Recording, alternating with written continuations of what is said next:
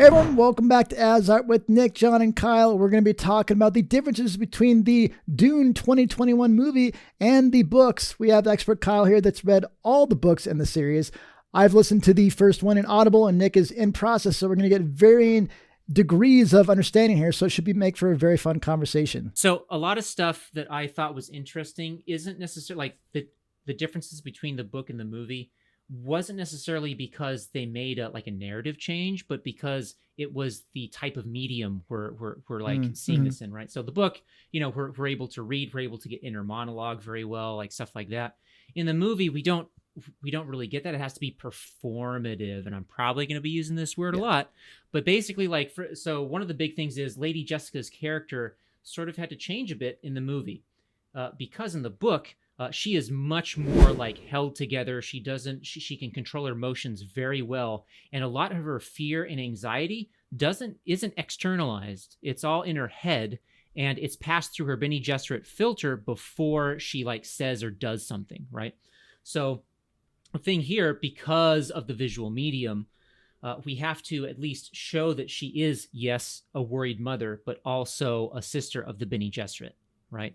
And show that conflict. And I was curious, and I was thinking this when I was watching the movie, do you think that's because they're trying to make likable characters that the audience is going to relate to? Or do you think it's because, like you said, simply because of the medium, they chose not to have the voiceover dialogue that you get in the first 1982 movie, I think it was, or 1981, 84. And then the book.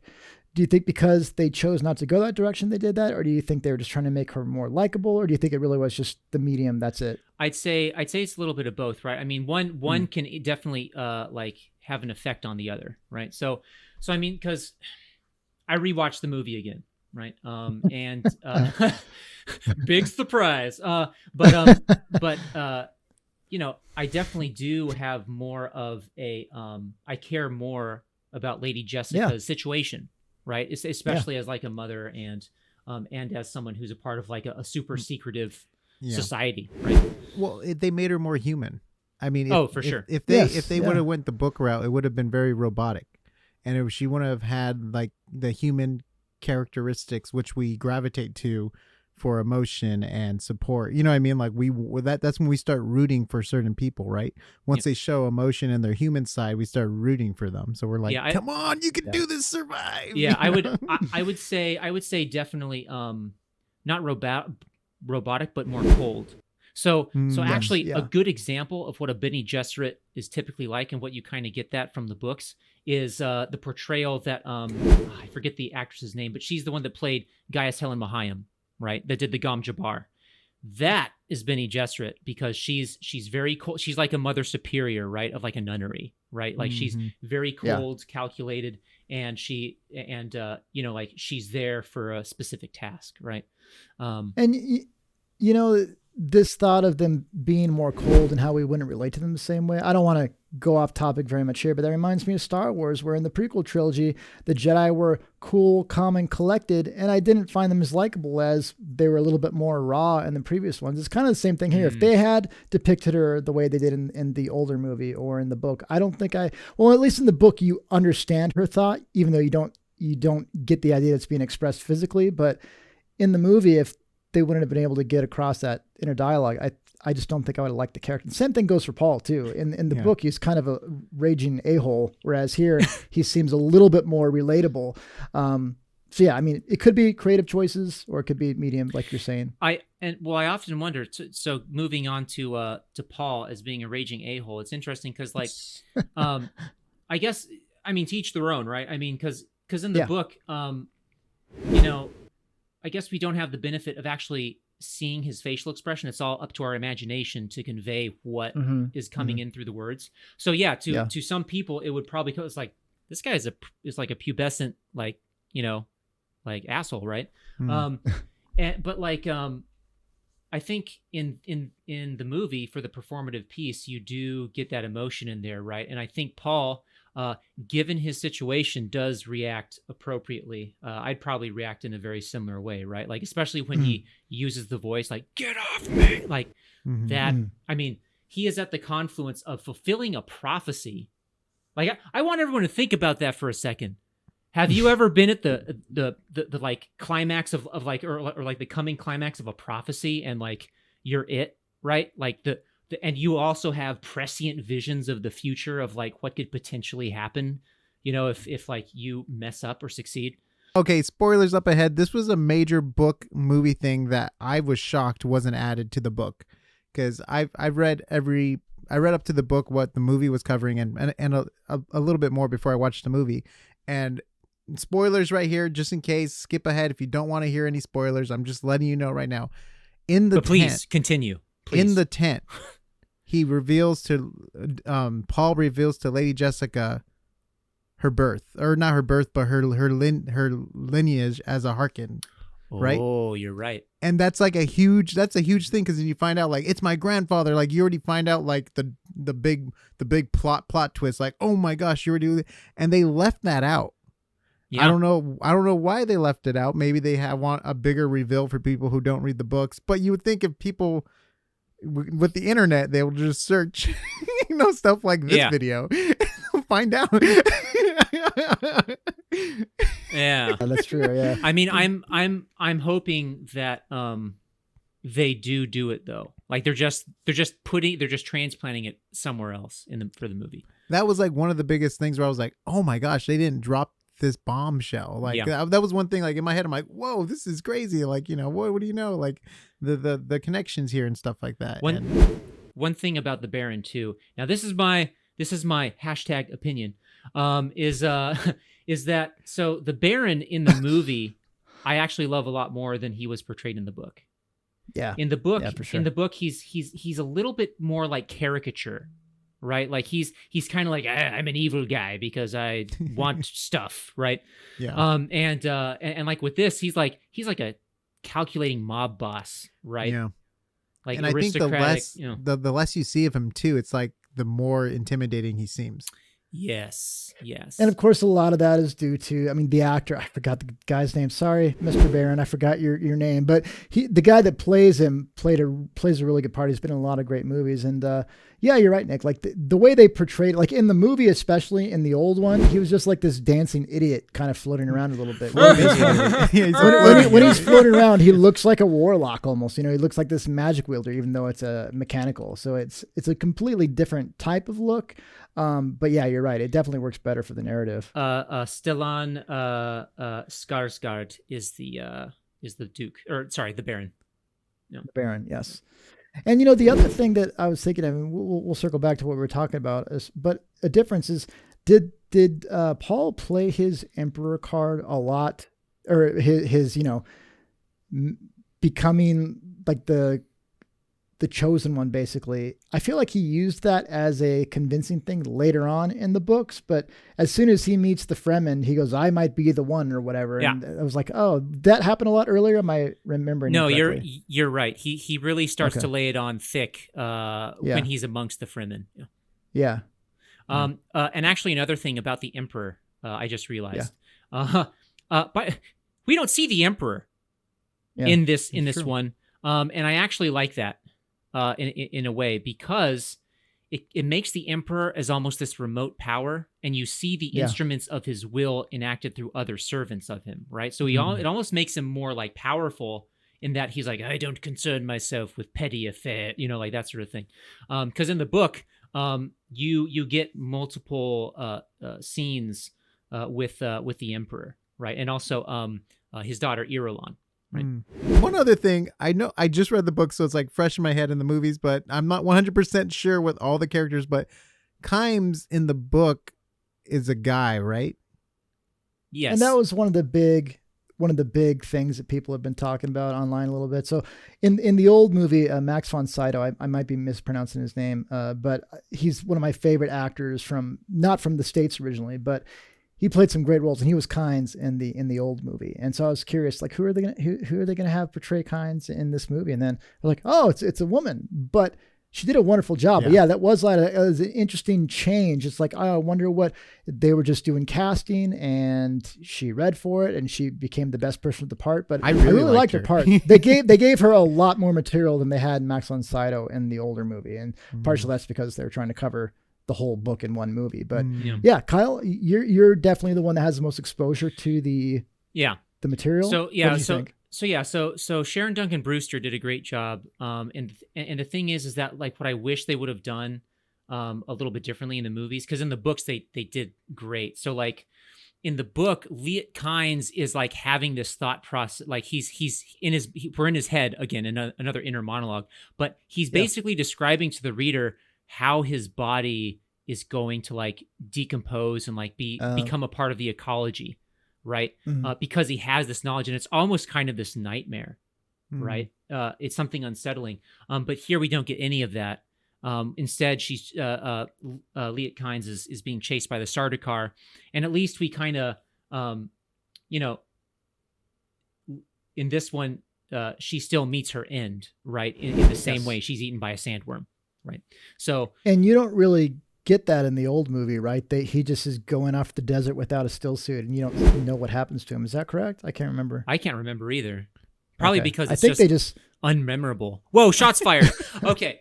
One thing I noticed too, in my mind, the ships look different in my head. I'm going to stop you right there, Nick, books. because I got something to say about that. This is probably better than what I was going to say. So the thing is, again, I get it.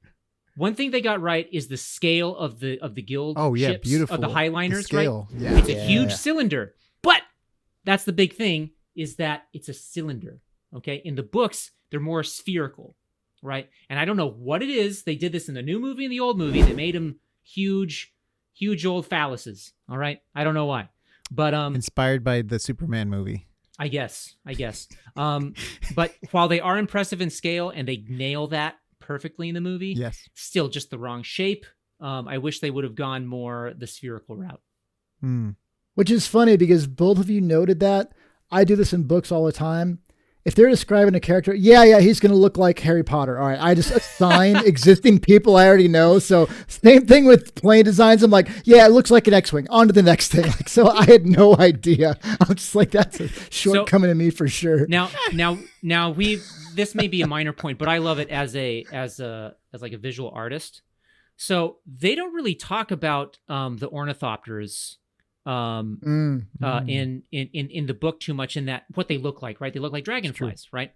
But what's really awesome in here is you see a difference in style with the Harkonnen ornithopters, a different style with the Atreides, and also the civilian ones, right? So we get that with, because like the Harkonnen ones are like just bigger and bulkier, have more weapons, right? The Atreides are more sleek, look more like a hawk, kind of like a bird of prey. And then the civilian one, they escaped from the Liet's research center. It's all beat up, but it's more streamlined, right? It's more streamlined and like ovoid. So like I really like that, because you get that sense of like culture of design is a little bit different for each one. And so speaking of that, so you both of you like those, because I really like the design of those. I thought that was really cool, but I didn't picture that when I listened to the book on Audible when I was going through the book. But again, maybe I just started, whatever. It looks like an F-14 Tomcat. Like I don't know if I skipped that or they didn't describe in the books. I'm not sure, but I like the depiction here. And then another thing between the books and the movie that I was kind of bummed they left out was the dinner sequence when they're at the dinner table. Because at the time, that's when he leaves. His dad, Paul's dad, leaves, right, because of a security issue, and it's like it's already like a building tension, like what's going on. You know what I mean? Like like in the book, it was like building tension, like okay, there's something going on here. Where all of a sudden it just like clicked to me, like. When the doctor was the one that betrayed everyone, I really didn't care. I wasn't torn or anything. I feel like in the movie, the doctor didn't have as big as a role as he did in the books, where there's like even like a whole scene too that they cut out where Lady Jessica's talking with him too. And there's like this whole dialogue and she's like, there's something going on there. And you get a little bit of his backstory and stuff like that. And it just felt so quick, and I get it because the story has to move on. And it's, you know what I mean? Like that's that, if you're going to have to cut something out, you're like, oh, can we film an hour of this? Nope. It's like, I think have a 3-hour movie. I think they did all right, just because I actually liked the scene where Dr. Yue is talking to Paul. I also noticed, I don't think it's I don't know what language it's in, but it's in like it's like in a different language, and they're speaking like just like be wary of the Reverend Mother, like like that sort of thing as he's checking him up, and I'm like that's sick, like he's like because that's the thing. Yeah. Dr. Yue, he is torn, like he actually does love House Atreides, like he's loyal to them, but because of the complication of the Baron having his wife, he's forced his hand, right? So it's that's what kind of gives it that tragic sort of sense, but yeah. And Kyle and I talked about this a little bit before because we watched it opening night at home, and then Nick had seen it a little bit later. So Kyle and I talked about it, and that's, Nick, exactly what you said is one of the things that bothered me the most as far as differences. And I totally get it, because if you think about it, they only have X amount of time, even if they're only doing half the movie or 2/3 where they cover in the book. And also, like you said, a lot of those scenes to understand what's going on was reliant on that inner monologue. And if you don't have the monologues for a creative choice, they decided they weren't going to do that. I don't know how you would convey that otherwise, because it's a lot of them. He's thinking a certain way, so her Bene Gesserit training doesn't pick up on his like fallacies and what he's saying. It's still honesty, right? Because like the stuff he was saying was still honest, and right. But you wouldn't. But if they didn't have those inner monologues, there'd be no way to convey that, especially in a visual medium. So totally. For time reasons, and also just for not doing the inner monologues, I'm sure they're like, but you're right. Like the payoff of him being the betrayer didn't mean that much, because like what did we have, like 2 or 3 short sequences with him in the movie? Yeah. And then one other thing too, that in the book I noticed too, a lot of attention's put on Lady Jessica as being the traitor. Oh yes, really, a lot of people really isn't a suspect her. thing in the book too, because like in the book it's like, oh, do we trust her, and all that, like back talk, where we get none of that. There's like not even a doubt in anyone's mind. It's Lady Jessica. Yeah. At this point. One little thing I did like that they put in the movie, though it was a different means, is right before things go awry on Arrakis, when he's laying down, when he's tired, and he's laying his head in her lap, he goes, "I should have married you." Whereas that came to her through Paul in the book, and but I thought that was a cool thing they included in there in some way, shape, or form, because that's a big story point. Yeah, and that was a very and it's a poignant scene too, because immediately after begins the sequence of them being destroyed. So that's good. They cut out a lot when they go to the first spice mining thing, and like give the bonuses to the crew, and they're like, woo, yeah, life is good, woo, and then it's like, we're gonna die, get out. Run away! No. Yeah, actually, so one thing that's not in the movie, and of course they probably cut it. This is another one that can fall under cut for time. But in the books, there is a subplot with Piter de Vries, the Mentat of Baron Harkonnen, in where the Baron has promised Piter Lady Jessica as a reward for his hand in this betrayal, right? And then eventually, like, he convinces Piter, is like, you just want Lady Jessica because she's a duke's concubine, right? Like, you want her, but what if I gave you Caladan? Like he's kind of, trying to corrupt I like it. him. You're totally slowly breaking into character. Palpatine. Yeah. He's like slowly breaking into character. What if I was to give you Caladan itself? No, but and so there's none of that, right? Which is fine. I get it. It's like a subplot sort of thing, but so.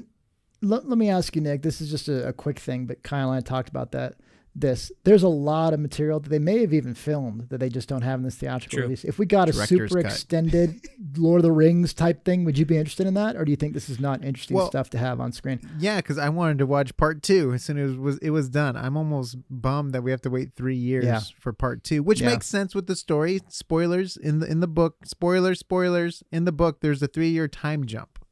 And the movie's coming out in 3 years, so I get that. I'm like, okay, I'm on board with that. I get the time jump and everything like that. But did you confirm that, Nick? Is it actually 3 years? No, that's not confirmed. That's Warner Brothers is.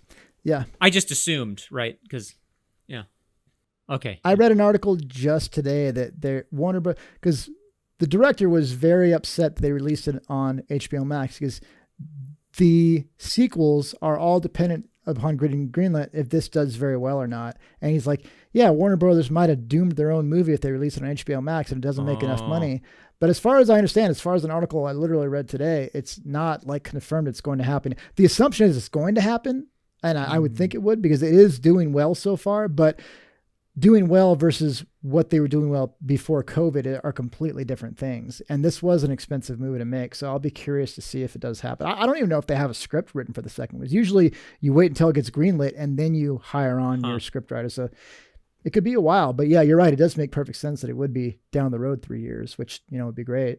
So Stephen McKinley Henderson, right? So like the guy who plays Thufir Hawat, it's when Duke Leto, the scene where they're being visited by the herald of the emperor, and the Duke turns to Thufir and he goes like, how much did this journey cost them to make the trip here? And he goes like, approximately 63.48 solaris, Duke, and like he kind of, his eyes like flip up and like turn white and stuff because he's going into the computational state of the Mentats. I thought that was awesome. It's like it's only there for like a second or two, but it's great because in the book they don't have that, but because it's a movie, we need to show that he's kind of accessing that extra, logic power that he has. Right? And to go along with that, the whole hand signal things was really cool too. The battle language, cool. Yes, that was really cool. That was really cool. Great they added that. That was really cool to see. Yeah, that was really, really fun. All right, guys. So if you cannot wait for part 2, which I wouldn't want to wait either, if you want to check out the books, the book is great. I listened to it on Audible. Nick listened to it, is in the process of listening on Audible. Really good. They have all kinds of different actors and actresses doing the different parts. So it's not just one person reading it the whole way through. Really, really cool stuff. We're going to be doing a lot of Dune stuff. I think this is by far the movie I've looked forward to the most this year. Kyle, I don't want to speak for him for sure, but I know he's been looking forward a lot. French and even Dispatch. Nick has been looking forward a lot. That's on my list too. Same weekend, yeah. But a lot of people have been looking forward to this. We're going to be doing a lot of content. Check out azart.space for the audio and video links for podcasts, Apple Podcasts, and Spotify. We also have some really cool content that Kyle has been generating, traditional art pieces that are then being animated. So check out that on our YouTube channel. A lot of really cool stuff. We're going to be covering a lot more. Thank you very much for listening, and we'll see you on the next Azart.